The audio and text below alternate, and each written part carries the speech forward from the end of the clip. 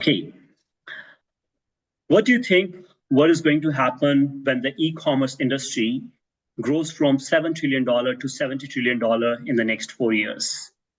What are the technologies that are going to unlock this crazy growth? How conversational AI, Gen AI, social e-commerce, social commerce, AR, VR are going to take the industry on a roller coaster ride? I probably have hundreds of such questions on this ever evolving industry and these technological impacts that we are going to see on this industry in the next decade or so. And that's the reason we wanted to bring some subject matter experts to discuss the topic at length.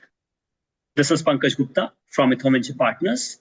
We are a deep tech revenue scaler and fund based in Singapore with approximately 100 startups from different parts of the world, stages, and sector. We are thrilled to host this panel in collaboration with radd, a new startup in our portfolio from Israel. Now, I would request our esteemed panelists to do a brief intro so that we can learn from their background about their e-commerce background and their company. So may I start with Ashutosh, please? Ashutosh? Hi, thanks, Pankaj. Let me quickly introduce myself. And first of all, a big hi to all the other panelists and to Sivan. I'm really grateful for having the opportunity to join this panel today. So I have close to 12 years of experience. Bulk of it is in the e-commerce space, although I started my career with offline FMCG. But then I've kind of worked across brands, e-commerce platforms, as well as e-commerce agencies or digital commerce solutions providers. So I've seen the e-commerce ecosystem from all the sides of the table. And I've been through the commercial, marketing, technology, and operations journey through my e-commerce career. Currently, I'm actually heading the direct-to-consumer e-commerce business and fashion e-commerce business at ADA Asia, where I'm responsible for providing digital commerce solutions to our partner brands across the region in Southeast Asia, as well as through other markets in APAC. Fantastic. Thanks a lot, Ashutosh, for your time today. I'm sure that we are going to get a lot of interesting insights from you. Roberto, may I request you to do an intro, please? Hello, Pankaj. Hello, everyone. Great to meet you this evening. So I'm Roberto Kaufmann, originally from Berlin. I started my product management career really at the start of the internet with a company called CompuServe, helping to translate the first browser and creating the first HTML menus, etc. in Germany many years back. And then went into consulting, electronics, telecoms, digital entertainment, fintech, and been in e-commerce for the last 5+ years. First with a e-commerce startup out of Singapore called Dramatic, focusing on the SME segment of e-commerce, and learning a lot of lessons there. And then working for eCommerce, Southeast Asia's largest e-commerce enabler, focusing on the very large brands. And I'm currently advising startups about product and expansion into other markets, and also advising corporates about digital transformation and starting the AI journey. Thank you. Thanks a lot, Roberto. I'm sure because of your experience in diverse industries, we are going to see some very interesting insights and feedback today. So appreciate it, Roberto. Devang, please. Hi, nice to meet everyone. I'm Devang Mehta. I'm based here in Mumbai, India. I'm an advisor to early stage technology companies as well as one venture capital fund, Anthill Ventures. Anthill Ventures was a fund accelerator based out of Hyderabad and Mumbai in India. I built their first venture capital fund and took it to final close. And I remain associated with them as a venture advisor. And prior to that, I have more than 2 decades of operational experience in the B2B as well as e-commerce space across India and the Silicon Valley. And I spend most of my time advising companies on fundraise, on growth strategies, on valuation, fundraising strategies and things like that. Thanks a lot, Devang. It would be fantastic to get your VC perspective as well. Sure. So really appreciate it. Now I would request Sivan, CEO and founder of radd and moderator of today's event, to introduce herself. Sivan, please unmute yourself. Yes, hi everyone. It's a pleasure to be here. And so nice to meet all of you.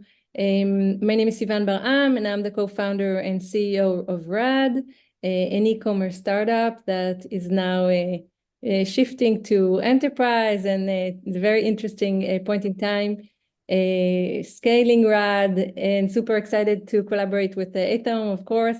And what we do essentially is a different kind of reviewing tool that is video-based and now personalized with AI.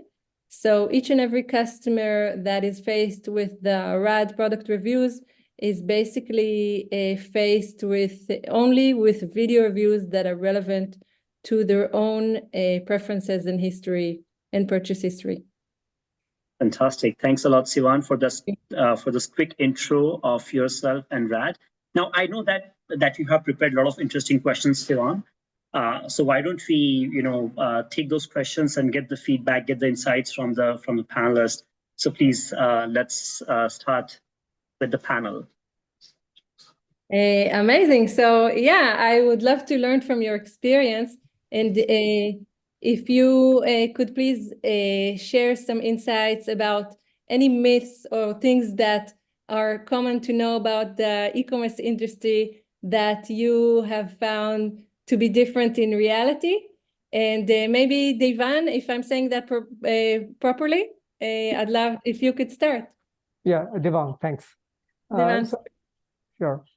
So I think from what I see, a common myth globally is that e-commerce is just about B2C, which is not completely, but is largely challenged, at least in India, where you have B2B e-commerce companies like Udaan.com and Infra.market becoming unicorns, and a lot others in the Soonicorn status. So I think in the initial days, e-commerce was largely, and it's correctly associated with brands that would sell online to consumers and millennials that had very specific preferences for price points and color, and for the need for products to be cruelty-free and things like that, which still exists, but it's not nowhere near the case that e-commerce is just for consumer products or companies. I myself advised a B2B grocery aggregator that used to buy household items from brands and give them to retailers in tier 2, tier 3 towns and villages in India, a largely untapped market. They grew to 10 million in revenue in just the first year alone. It was just amazing. And the retailers in themselves sold to consumers, but they were not selling directly to consumers. So it's one example of a story that I was seeing from the front row, where it was really easy to scale a company through B2B e-commerce in the hinterlands of India. Amazing. So B2C. Roberto, could you please share your insights?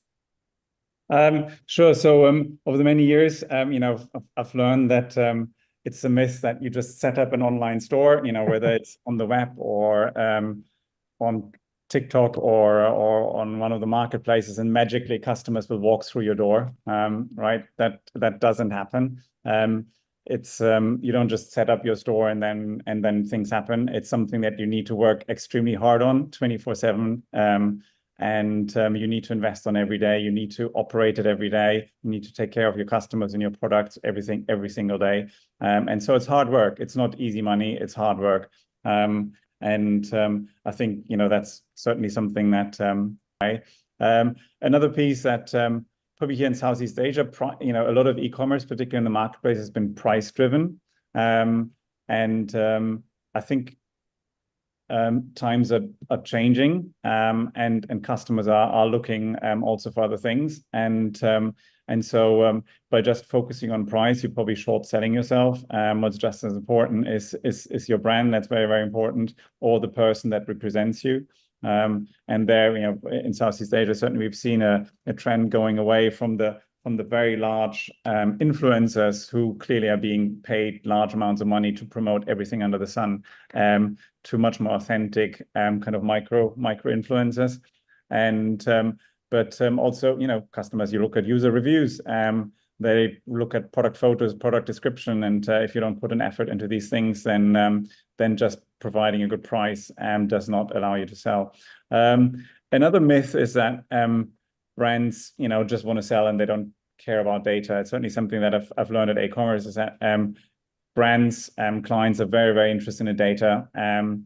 A lot of brands now have large teams of analysts, and they want to understand whatever they can from e-commerce and then be able to extrapolate that to the rest of the business. That's tremendous. So if you can provide them with data, if you can provide brands with data, that's tremendously worthwhile. And then also, I think there's kind of the sense that growth of e-commerce has peaked in Southeast Asia, certainly.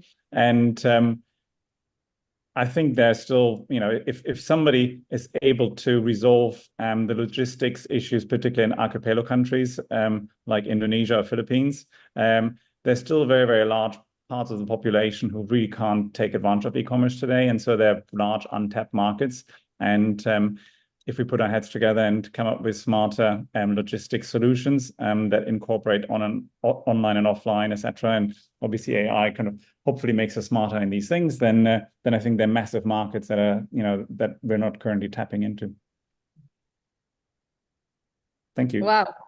Sorry, guys, if I'm writing down when you talk, because you're making super interesting points that I would like to remember. And you've mentioned some super, super interesting things about, of course, the data. I can highly relate, the marketing, the authenticity. Thank you so much for those insights. If we could please maybe conclude on this point with you, Ashutosh. I'd love to hear what you think about the myths in the industry. Sure, absolutely, Sivan. So as someone who has done e-commerce on the brand side and then on the platform side like Lazada and Paytm back in India, and then of course currently in my capacity where we consult brands onto their e-commerce journey, I think one trend that I've observed over these years is that many times e-commerce is just perceived as a sales channel only in a very tactical fashion. And I think that's where I would like to build on to from what Devang and Roberto also mentioned. I think it's a beautiful place where it's a confluence of sales and marketing that comes together. I think that is a mindset that brands need to develop. And instead of just thinking of e-commerce purely as a tactical sales-driven channel, because you can't drive sales on e-commerce without bringing in the right traffic, without kind of playing across the entire marketing funnel, which comprises awareness, engagement, conversion, loyalty. So all those factors need to be thought through. So just depending on discounts, just imagining that you launch a store and magically sales will happen, like what Devang and Roberto just mentioned. It's all about how do you nurture your audience on this platform and how do you convert them eventually. So again, different categories have very different use cases, and electronics is a very high involvement category that requires a lot of consideration, a lot of convincing, a lot of material around consumer reviews and product information, while there could be products in the beauty category or fashion space which are very impulse driven. So every category will have its own purchase behavior that needs to be nurtured on these platforms. Again, whether you are on a social commerce platform like TikTok, whether you are on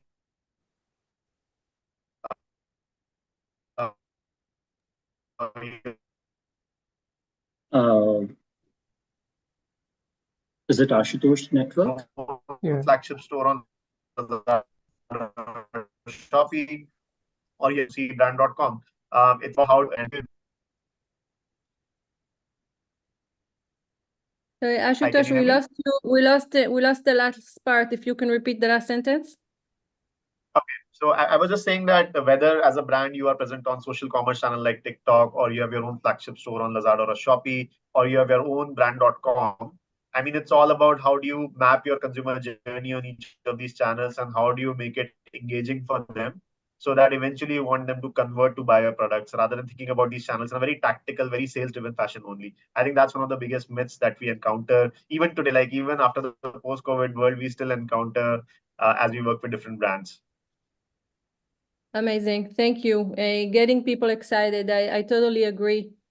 I would really love if you will now be the first one now that we have you on the stage, Ashutosh.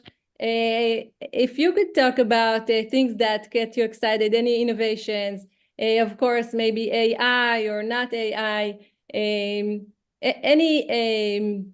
technologies that you would like to mention in particular. Absolutely. So I think definitely we have seen how e-commerce has evolved from being a very one-size-fits-all approach for everyone to a very personalized setup. We have seen how different, whether it is your marketplaces or even brand.coms now, are making the experience very personalized for the shoppers, kind of looking at their past purchase history, looking at their browsing history, looking at their behavior in general, and then all the products which are recommended to them, as well as the kind of storefront that a given person experiences might be very different from someone else because it's totally personalized to his or her journey while they're approaching that particular shopping occasion. So I think personalization is definitely one of those technologies that has really, really revolutionized the way e-commerce is done across the globe. I think it's a fantastic addition to how better we can engage with the audiences on the platform. I also believe that there has been so much more intervention that has happened over the years. For example, introduction of AR, VR technologies, especially for categories like fashion and beauty, where you can introduce elements like virtual try-ons, where you are actually kind of reducing the difference between an offline shopping experience versus an online shopping experience and making it very easy for the audiences or the shoppers to make that purchase decision, which otherwise was a barrier for them to shop in the online space. And besides that, of course, we all know how fascinated we are with generative AI, how it has evolved in the recent times. I have personally seen the journey happen from when in e-commerce space, we are only dependent on very manual customer service, very much human driven, which kind of graduated to, I would say, a simple chatbot setup. And now we are talking about conversational commerce, which is so much based on deep learning, which is so much based on natural language processing. It's completely revolutionized the way the shoppers are now interfacing with the platforms. At the same time, the quality of responses that they're getting, which is very meaningful, which is very personalized to their requirements. So I think, there are so many other examples that we can talk about, but I think these are few that really come to my mind and which have really kind of gone a long way in improving conversions. And I think as e-commerce professionals, one of our major success metric or success criteria is how we can improve conversions, either if we are the brand owner or if we are working with different brands. The idea is to improve conversions for them. And I believe each of these technological interventions has gone a pretty much long way to do that. Absolutely amazing. I agree. There's such a broad range of opportunities now online, and yet then the AI is helping people make decisions at the end of the day, because otherwise they'd be lost in endless amount of data. So thank you for that. Devang, would you please share technologies that you find fascinating these days? Yeah, I think AI and generative AI chats we've discussed at length. So just to add to what Asutosh said, I think has definitely enhanced the quality of customer service, and it addresses one key pain point of e-commerce is to be able to find what you want in the quickest time, or be able to consummate some action like a return in the quickest and shortest amount of time. I think it's something that does a fairly good job of, at least the good sites do a really good job of addressing those problems. It gets rid of problems like, let's say, accent and things like that, where people had customer service people had problems understanding what people are saying on the phone in multicultural societies. So it's a really great innovation. But what I find equally interesting and definitely very useful for both consumers and e-commerce merchants is the concept of adjacency, which roughly translates to the notion of recommendations. Right? I think that has been sites that have done that well. They are incredibly sticky. Consumers keep coming back and back numerous times to the same sites because they find the recommendation so useful. It's almost preempting what they want to buy next. So I think sites that have done that well have built algorithms predicated on powerful AI and ML and have actually generated a lot of data to make their algorithms incrementally better over time. And that innovation, I think, is pretty transformational to the whole industry. Okay, amazing. Thank you. Roberto, please share technologies that you are fond of. Obviously the big trend at the moment here in Southeast Asia is video. on, whether it's TikTok or on Shopee, on Lazada. I don't know. Last year I was up in Chiang Mai on the farmers market there, and every single stall that was selling, clothes or handbags or whatever, they all had a tripod, and they were all selling to people on the market, and they were selling in parallel to people online in Mandarin, in English, in Thai, every language under the sun. So video clearly is super important at this moment. I think also in terms of technologies, obviously customer information, customer data platforms are becoming more popular, and I think that's a good thing, because brands are finally starting to take into account that they have all of these pots of data. They have their Facebook followers, and they have their Instagram followers, and they have their marketplace buyers, and they have the in-store buyers, and they're all sitting in different pots. And we're the same human being, and we expect our brands, particularly the ones that we feel close to know us and to kind of have, look at us as a whole. And a lot of brands are clearly struggling with that. So that's coming together. In terms of AI terms, I think there are a lot of interesting small things happening, at the moment, whether it's, using generative AI to generate content or ads, or doing analysis, optimizing inventory. We spoke about customer care. And that's kind of small things that, I think a lot of people are doing at the moment. I haven't seen great chatbots yet used in e-commerce, interestingly enough. It all kind of still seems a little bit last generation, but I'm sure that's coming very quickly. But I think where, what will be interesting to see is, in a couple of years' time, kind of an AI machinery where you think of a product, and you say you have whatever 400,000 units of it, and that's the cost to manufacture it, and then the AI will work out your marketing strategy, your pricing strategies through the different life cycles, and the different promotion channels, the different sales channels, and off it goes, right? We're not there yet, but it's very, very clear that we're going in that direction. Amazing. Actually, Roberto, you just touched upon my next question. So if you'd be willing to continue that idea about the future and Sure. talk a bit about if you had kind of like a magic wand and you could change something in e-commerce, or if you could solve a challenge or do something magical like that, that would bring the future closer. I'd love to learn what that would be in your point of view. Oh, there's quite a bit, but it's as I mentioned in the beginning, a kind of solving the delivery and logistics issues in Southeast Asia. I think that would have a big impact on the industry. Secondly, it's really for brands, and Ashutosh and Devang mentioned that before. It's kind of for brands to start thinking a little bit more long term. And so I think at the moment, a lot of brands are focused on just meeting their quarterly targets, blah, blah, blah. And so it's just, how can I sell as quickly as possible? And rather than kind of thinking, how do I build a relationship with my customers that is a long-term relationship, so I don't need to buy them every time, et cetera, et cetera. And yeah, kind of helping brands to think in that way, I think would help the industry further as well.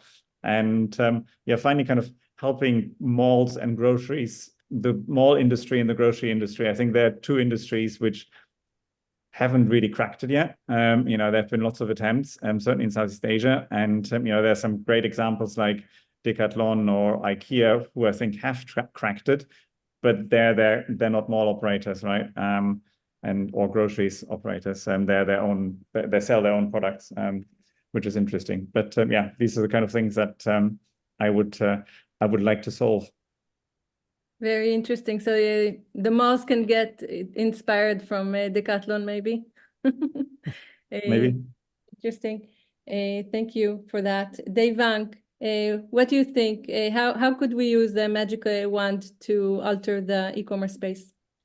Yeah, I think there's numerous silver bullets that could be fired here. But if I were to pick one, I think if you can cut down the search time for any item across the globe to 30 seconds with one interface that accommodates all the variables associated with an item, color, texture, price, location.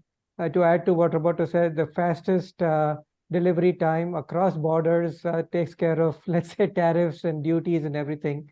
And a powerful Boolean interface that rivals Google, where you can just type in almost human English language what you're looking for and what your preferences are. And it pulls up options for you within one interface, and with two clicks, the item is on the way to your house. I think that would be a great wand. Yeah, it sounds good. Making life easier for Yes. everyone. Yes. Thank you so much. Yeah, Dramatically easier. Yes. grammatically, fantastic. Dramatically, yes. Oh, dramatically, yeah. Thank you. Ashutosh, please share your thoughts about alternating the e-commerce space for the better. Sure. So I think one thing that I can think of is, I mean, whenever a new technological revolution happens or some new introduction happens, often it comes with a lot of drawbacks and side effects as well. For example, we are all talking about generative AI, we are all talking about new technology being introduced. Often we tend to make knee-jerk reactions whenever a new technology is introduced. Like there's this underlying perception that, oh, AI will completely replace humans. And suddenly we see a lot of side effects of that happening on the industry. I think what I would wish is that there's a more balanced perspective taken in the industry, that it's all about hybrid setup.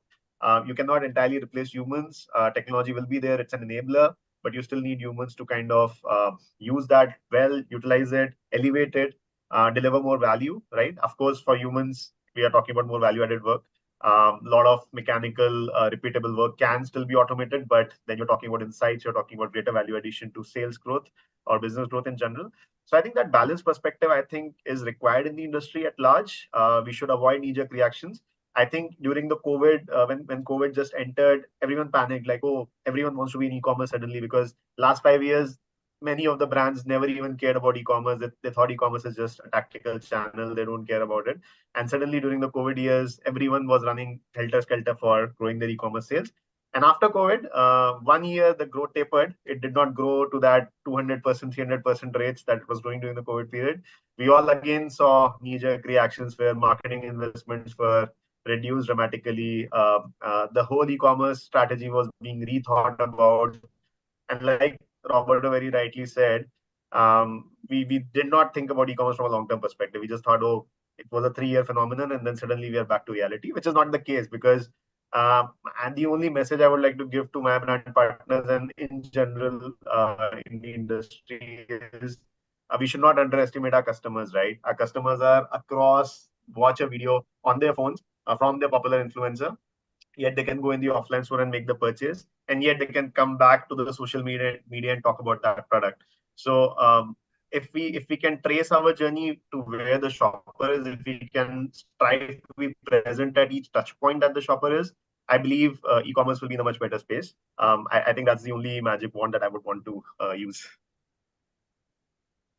Fantastic. I think maybe the strongest idea coming up from everything that you said is if I were to take something that I was super inspired with, is strategizing properly, and understanding that e-commerce just not just opening a store and just being live and out there and everyone is just gonna come to you immediately. Magically, there's a lot of work at hand and a lot of planning to do, and there's so many technologies today that can be helpful with that. And so thank you so much for everything that you have said, and I highly enjoyed speaking with you. But Pankaj, I guess it's back to you. This has been a fantastic conversation, obviously, right? And you could see the passion when Devang, Ashutosh, and Roberto were talking about the innovations that are happening in the industry. I mean, they obviously talked about the historical trends, what may happen in the future, what are their wish through these technologies that they would love to, see in reality. So I think that was a fantastic conversation. And now it's time to move to the second segment of the event. which is a roast session. And I was, before Sivan, you joined in, I was telling this to everybody that I love this session called roast session because in this session, founders do present and they get roasted on the solution, on the scalability, and the go-to-market strategy from the subject matter experts. And I think that's the best sort of kind of conversation because we are able to get a brutal, honest feedback. We are able to get some guidance, insights from the industry leaders. We are able to learn, improve, and grow because of the insights that we are gathering. So why don't we, quickly share screen, or probably you wanna, talk about a radd and get the feedback from the experts. Yep. Please unmute yourself. I'm sorry. Can you see my screen now? Yes, please Yes. go ahead. Fantastic. So I'll just briefly describe radd, and of course, I'm happy to answer any questions that you may have. So as you know, radd is basically a new kind of reviewing software that is video-based and now personalized with AI. So basically, this is a demo as to how our product looks like when it's integrated inside the store. This is a demo that we did for Nike. We're not live yet on Nike, but it is definitely one of the companies that we're speaking to because of the highly visual products, of course, and the excitement that people have about the products, which they're then eager to share. And now they can share it with a story, with a video that is shoppable, that can be displayed anywhere on the site. And what's even more interesting is that it is now also personalized. So we're undergoing a closed beta with several partners already who can now offer their customers a personalized video reviewing tool that is only displayed for each and every customer in accordance with their own history, their own preferences, and in accordance with different variables like the size, the color, and of course the style. So that was just in a nutshell about us. This is one of our first design partners. So we have already done several pilots with pretty well-known beauty brands and fashion brands that are mostly on Shopify. radd has been integrated on Shopify over a year ago. And Barry M, for instance, is a Shopify Plus company that we have actually developed the product alongside with from very early on. So this is what the product looked like when we started radd. It was just a simple app. And alongside Barry M, we turned it into a platform that allows the brands to see all the data on the back end. It looks very simple on the front end, but in fact, on the back end, there's a lot of analytics that we pull. We save all of the clicks, all of the views, all of the purchases, and now we can also give insights to the brands on the back end. So it's not only AI on the front end, it's also, the AI is also working both ways, so brands can learn about their customer behavior and make smarter strategic decisions. Just a bit about the onboarding. I mentioned Shopify. So basically, radd can be integrated with just a few clicks, of course. But in order to be able to use our AI, the companies on Shopify will need to contact us for the tailored solution. As soon as radd is integrated, the brands can enjoy the video-based solution. They can immediately see the data coming in. And of course, they can also begin hosting live sessions. So that's an interesting aspect that we have also added to our platform.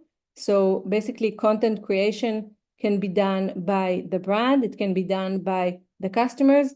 But now it can also be done by influencers that collaborate with the brand or by senior management if the brand has wishes to host a live session on its site. This is a super powerful solution that is now helping the brands boost conversions to sales at a specific point in time. And it is allowing the customers to shop to get a special promotion at this specific time, which is, of course, then by the time the live ends, is of course unavailable anymore, meaning that the shoppers enjoy a very special promotion during this time. Just about, in a nutshell, about our progress or moving forward with scaling on Shopify, which is a really great opportunity for us. Shopify has now over 1 million brands that can now integrate radd, as I mentioned, easily. We have quite a few ideas that we are planning to integrate technologically. So we're moving both ways, business-wise and tech-wise, simultaneously at this point. Just some interesting numbers about our traction. So the brands that have used radd so far have seen an over 15% increase in engagement, and an over 15% increase in conversion on a monthly basis, and over 25% increase in engagement on a daily basis, and an over 50% increase in traffic thanks to our live sessions. The market is, of course, huge. We're looking at the UGC, the reviewing, the video, and the live markets, which is projected to reach over 500 billion by 2030.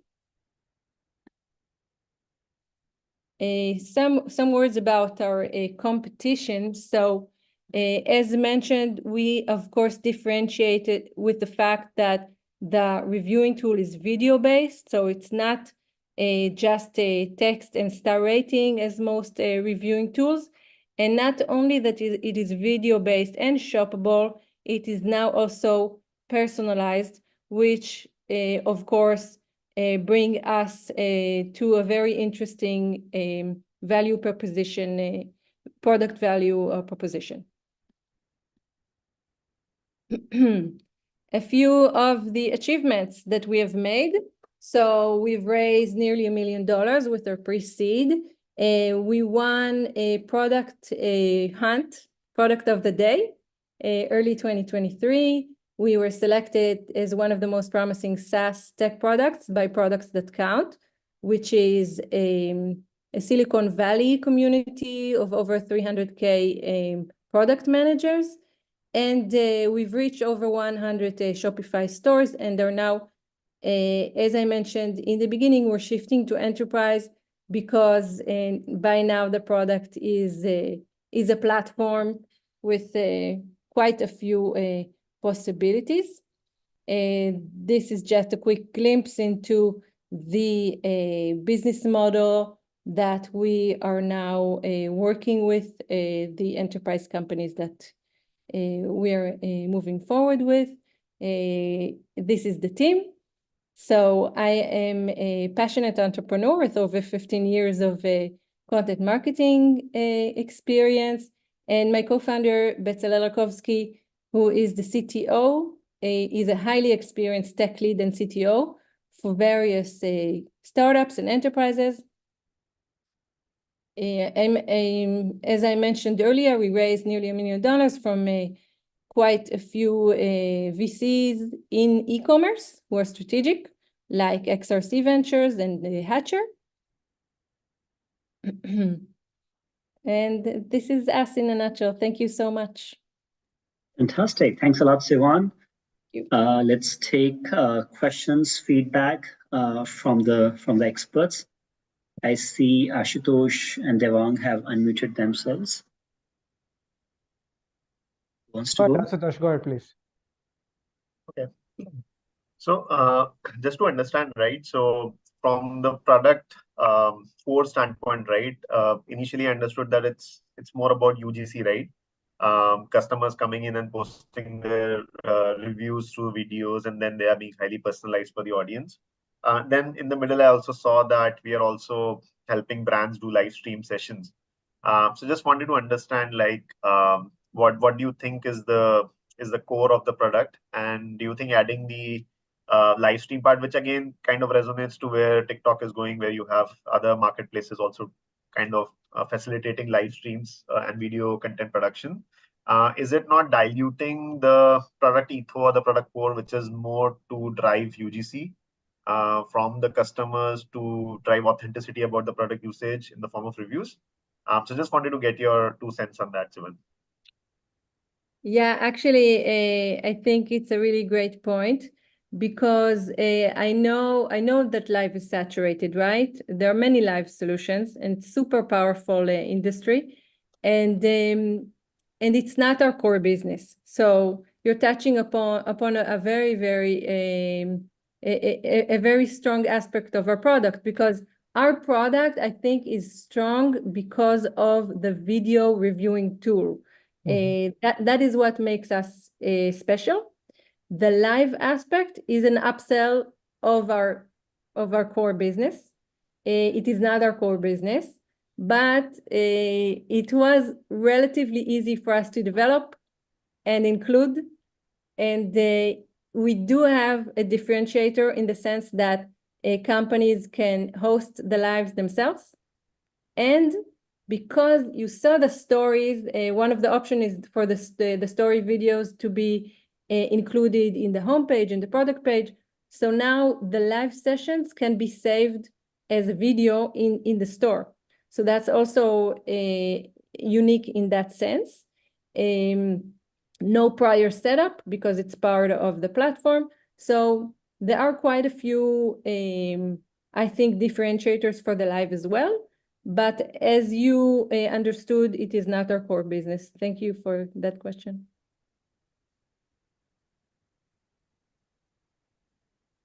Devang, Okay, so please. sure. So it's a lot of user-generated content in terms of video reviews. So how do you deal with I guess slang or objectionable language in the video? Yeah, great point. So of course, the people who are uploading the videos, they're registered on the store, right? So they're usually, from what we've seen, they are really interested in affiliating with a brand, or they're really interested in the exposure. So we're not seeing any inappropriate videos. Of course, the brands have the option of monitoring. They can decide whether they want to approve an automatic upload or they want to pre-approve. They can also choose if they want to approve an automatic upload, and then for the second content creators.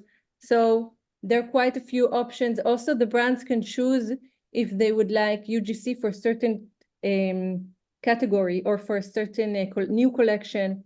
So usually it comes with, we would love to get your content, and they can offer them a promotion for the next purchase, and so on. So it's usually a win-win situation for everyone.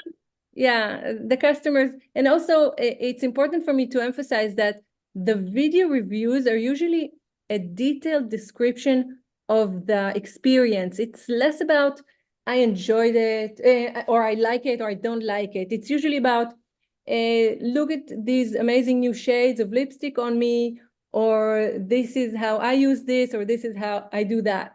So it's more about, the experience. Okay, but just to drill down on that, and I think I got the answer, but in our current world, the millennials and all, there's a certain way of expressing their likes and dislikes. And I guess there's some kind of a thin line between what we would describe as parliamentary language versus what is slang or objectionable. So I think your answer to that is that in the end, there's policing by the brand itself, correct? And they decide what goes up or not. Well, they do have the option to decide, or they can allow automatic upload, of course. But you're right, it's a good point, and we're definitely in the next step do intend to have, you know, smarter, more sophisticated options that will be able to look into what, you know, the videos are, what is said and what is seen. So of course that's part of our bigger vision, I would say. And once this policing strategy is known to the entire community, you know, don't you think there'll be some skepticism that only favorable reviews are going up, because in the end the brands themselves are policing the content? So yes, it's a good point. I think from talking to really maybe hundreds or more brands over the past 3 years, the brands are interested in showing the range of reviews. So yes, of course they need good reviews. They want people to say good things about them, but actually they would also want to show that, you know, some people you know, may have other opinions. So they do, I'm sorry. They do show the range. They wouldn't show only the 5-star rating. Nice.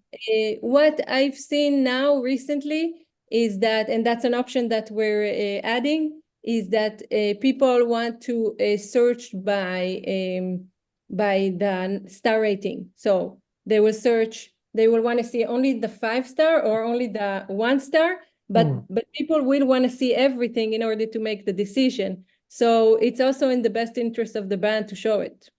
Okay. Over to you, Roberto, Ashutosh. Thank you. Now, what I really like about it is obviously that, you know, it's about video, it's about customer reviews, it's about D2C, it's about brands building relationships with their customers, and you know, customers getting authentic, hopefully authentic viewpoint. And I think to Devang's point, you know, questions that's, you know, these are questions I had as well, as how do you make sure it's authentic without your brand being torn into pieces? And you know, kind of this policing is you know, it's a skill in itself, right? And so as a brand, you know, maybe, well, if your brands don't have an issue, then that's great. But maybe it's something you can offer as a service, or use technology as well to help them with that. You mentioned personalized AI as part of the product, and of course, at the moment, you know, every single startup has AI in its name. Can you elaborate more on what that really means? Because yeah, what does it really mean, in all honesty? Yes, of course. So that aspect of our product is in a closed beta. So we're talking to Shopify brands mostly, and we have discovered that, you know, we have a lot of data coming in. Like as I mentioned, we know who the people are, we know what they buy, we know from the live we have a lot of comments, we have emojis, and we have clicks, we have views. We have a lot of data in our dashboard, and data coming in from Shopify. So we asked the customers, would you want us to show the customers only reviews that are relevant to them? Would that be interesting for you? And it turned out that, of course, I mean, that would be better. They're already using the product. They already have video reviews that are just randomly appearing on their site. Of course, divided into category, but now we also have other variables. I mentioned a few, like the size and the style and the color. And so now we're able to make this even more interesting. We're not just showing you the dresses that are similar or in the category. We're showing you dresses in the color, or only colors that you have searched for before or that you have bought before. And we're only showing you the sizes that are relevant to you or the style that is relevant to you. We can also make suggestions to items that are relevant to you. So those are just a few examples of things that brands have asked us to do with the software. and that is now in progress with the closed pilot that we're undergoing these days. Okay, all right, understood. And for those, I mean, I'm sure some of your brands, you know, they have a lot of traffic and customers love to review them and they get a lot of reviews. What about brands that just don't get any reviews, right? They put up your solution, it looks great, but there are just no customers who are willing to review it. Is there anything you can do to kind of encourage that, or do these brands then just switch to producing their own content? No, so usually, yeah, it's a good question because the brands are super eager about receiving reviews, right? But text reviews are hard to encourage. Yeah. Our reviews are showing nice, actually, percentages of upload because the brands have incentives that they can offer. And of course, they have the different options that I mentioned of sending a newsletter to ask the people to upload for a specific collection, or it can be maybe a specific holiday, or it can be a competition. There are all kinds of options of asking the people to create content. It also, you know, with the right crowd and the right loyalty club, it works very well because of course, the millennials or the customers are eager to take part in such an opportunity. They're eager to get the exposure, this new exposure that they didn't get before. And so it is actually working pretty well. Of course, I mentioned we're shifting to enterprise because it works the best when there's traffic, when there's a loyalty club, when there's, you know, a crowd to get the content from. And so, of course, at this point, we don't have the capacity to work with all companies and all sizes, but maybe someday we'll get there. For now, I think radd can be a really great solution for companies of Shopify Plus and the likes. Makes sense, yeah. Obviously, you'll get more bang for your buck there, yeah. Thank you.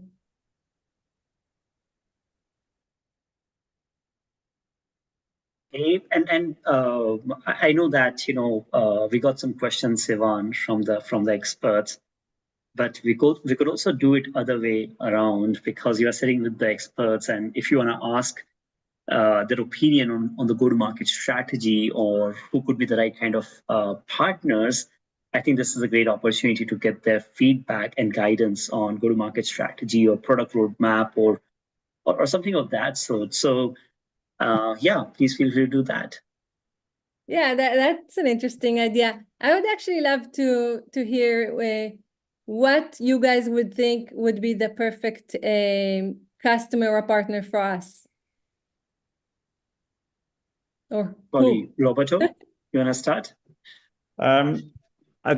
Certainly cosmetics and fashion brands, I think perfectly lend themselves for that. You know, we've certainly learned that particularly with cosmetic brands, buyers like to hear from other buyers about the application. They like to see how it's being applied in reality, not in the advertised video, but in reality. And so there's huge value in that. And but I could also imagine that working for, you know, hotels or for, you know, service-related things. So it's probably a matter of you know, trying out different industries. But yeah, certainly fashion and cosmetics would be a great place to focus on. Thank you. Thank you, Roberto. That's a great insight. Ashutosh, anything from your side? Any guidance? Any recommendation? I think besides the customers or the users that Roberto kind of called out from an industry standpoint, I believe from a partnership standpoint, where I think Shopify is a great start that you've already made, because you know that's where your audiences are. Perhaps as a next step, you might want to look at some of the other platforms like Adobe or Salesforce, Commerce Cloud, etc., where obviously the rest of the .com ecosystem sits. And then potentially in future, you might want to be looking at independent marketplaces or third-party platforms where video production or authentic user-generated content kind of plays a very important role.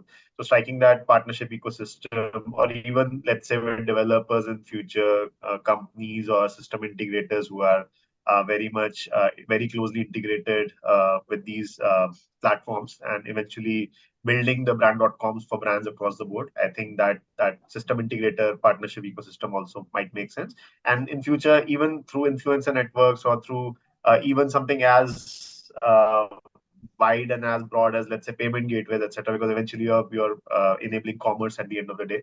So all these different aspects of the partnership ecosystem, which will get you clients, or which will get you those connects with those brands or with the audiences eventually, I think those are the different areas that you could potentially explore.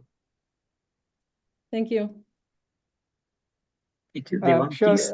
Yeah, I'd echo what they said. Definitely Shopify and other providers like that are great distribution channels. But I'd try and think about trying to do what I call a macro study. Maybe go across industries and study industries that are characterized by disloyal customers. That customers are disloyal. There is no brand loyalty. They are very fickle. They keep moving from brand to brand. Maybe they need your product more than others. I mean, they just might feel that there is some way to just retain. And the part B of that is these industries should be characterized by high CACs, customer acquisition costs. So high CAC and brand disloyalty would be very fertile ground for you to go in and even a small minuscule increase in loyalty and reduction in CAC would be dramatically good for their bottom lines. I think that's one way to the VC that you have on board. It would be good sounding grounds to understand which industries are characterized by a lot of churn and where you can go in and reduce that churn. Thank you so much. Sivan, if you don't mind, I have another question for you. Obviously, you mentioned that yes, live streaming is not your core business, but it's a nice add-on, and I think it's a valuable one. And how do your brands notify their customers of a live stream? Is it basically just randomly that I find out about it, and I'm on the site, and therefore I see it, or is there a different way? It's a great question. So they can notify in several ways. The first one, of course, they can do a teaser inside the site, because our lives are carried out inside the stories. Inside, they can be, by the way, circles videos or a square layout. It depends on what the store design or what the store prefers. So they can do a teaser tonight at 8 p.m. You're welcome to join this live session by such and such. And also, they will also notify on their Instagram account. Usually, they will say, we're about to host a live session inside our website, and this is the link to join. Okay. Right. So it's mainly for to bring existing customers back to the site. Yes, maybe. Yes, it's true. It's mostly the loyalty club. Yeah. Fair enough. Okay. Thank you. Thank you. Thank you. Any last comment before we say goodbye to each other and promise to meet next time? Okay. No, I think it has been a fantastic session. Again, for startups, it's always extremely valuable to connect with the subject matter experts, get their feedback, and learn from their insights. And again, Sivan, I mean, it wasn't really a roast session, right? Because you guys were very kind, very generous, very soft. But yeah, she volunteered to do this on live stream, which is fantastic. So kudos to her for being so brave, so courageous. So again, thanks, Roberto, Devang, Ashutosh, for your valuable insights. Thanks, Sivan, for doing this, for hosting this, for moderating this. Appreciate your time. And we'll reconnect soon, yeah? Thank you. Thank you, everybody. Thank you so Thank you, everyone. Thank you very much, everyone. you, Lovely to everyone. meet Thank you. you. And good luck.